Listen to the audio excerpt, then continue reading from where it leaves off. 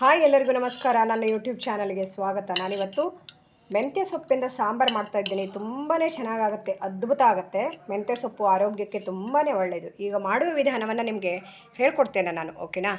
ಸುಲಭವಾಗಿ ಬನ್ನಿ.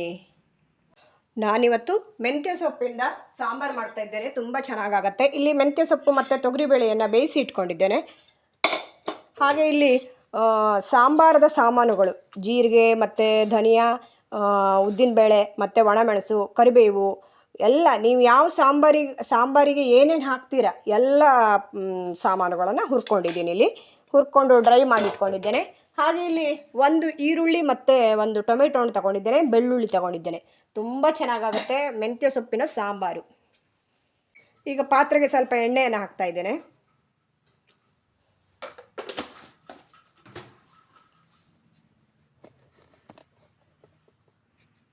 ಈಗ ಇದಕ್ಕೊಂದು ಒಗ್ಗರಣೆ ಮಾಡ್ಕೋಬೇಕು. ಒಂದು ಅರ್ಧ ಟೀ ಸ್ಪೂನ್ ಆಗುವಷ್ಟು ಉದ್ದಿನಬೇಳೆಯನ್ನು ತಗೋತಾ ಇದ್ದೇನೆ.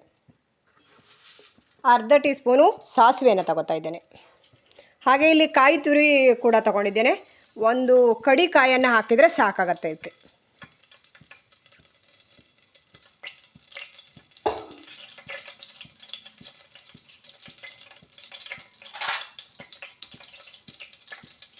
ಅರ್ಧ ಟೀ ಸ್ಪೂನ್ ಆಗುವಷ್ಟು ಜೀರಿಗೆ ಕೂಡ ಆ್ಯಡ್ ಮಾಡ್ತಾ ಇದ್ದೇನೆ.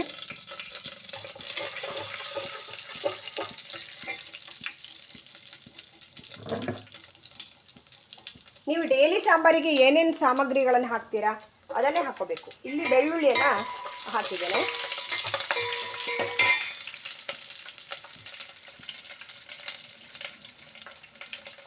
ಹಾಗೆ ಈರುಳ್ಳಿ ಕೂಡ ಫ್ರೈ ಮಾಡೋಕ್ಕೆ ಹಾಕ್ತೇನೆ. ಟೊಮೆಟೊಣ್ಣು ಈರುಳ್ಳಿ ಒಟ್ಟಿಗೆ ಹಾಕೋಬಹುದು.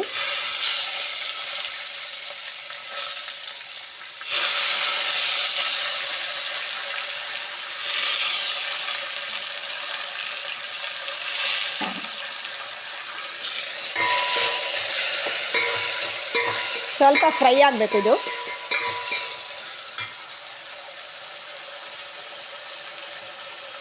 ಒಂದು ಚಿಟಿಕೆ ಅರಿಶಿಣವನ್ನು ಕೂಡ ಆ್ಯಡ್ ಮಾಡ್ತಾ ಇದ್ದೇನೆ.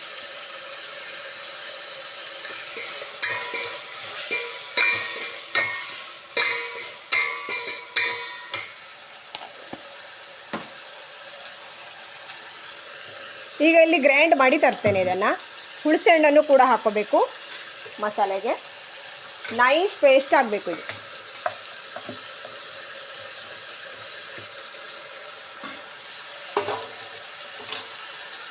ನಾನಿಲ್ಲಿ ಇಷ್ಟು ಹುಣಸೆ ಹಣ್ಣನ್ನು ತಗೊಂಡಿದ್ದೇನೆ. ಈಗೆಲ್ಲ ಹಾಕಿ ಗ್ರೈಂಡ್ ಮಾಡಿ ತರ್ತೇನೆ. ಇಲ್ಲಿ ಫ್ರೈ ಆಗ್ತಿದ್ದ ಹಾಗೆ ನಾವು ಇಲ್ಲಿ ಬೇಯಿಸಿಟ್ಕೊಂಡಿದ್ದ ಮೆಂತ್ಯ ಸೊಪ್ಪು ಮತ್ತು ತೊಗರಿ ಬೇಳೆಯನ್ನು ಕೂಡ ಆ್ಯಡ್ ಮಾಡ್ಕೋಬೇಕು.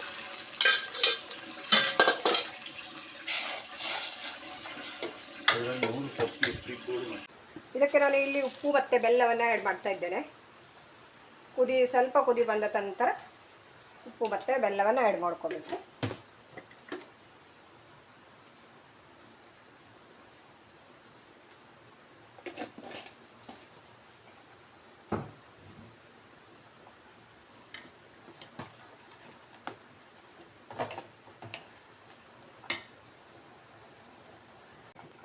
ಫುಲ್ ಕುದಿತಾ ಇದೆ. ಈಗ ಮಸಾಲೆಯನ್ನು ಮಿಕ್ಸ್ ಮಾಡೋಣ.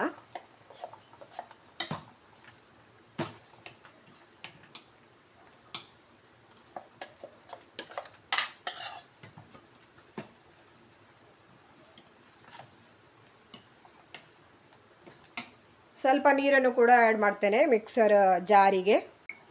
ಸ್ವಲ್ಪ ನೀರು ಕೂಡ ಆ್ಯಡ್ ಮಾಡಬೇಕಾಗತ್ತೆ. ಕ್ವಾಂಟಿಟಿ ನೋಡ್ಕೊಂಡು ಹಾಕ್ಕೊಳ್ಳಿ. ತುಂಬಾ ಚೆನ್ನಾಗಾಗತ್ತೆ ಮೆಂತ್ಯ ಸಾಂಬಾರು.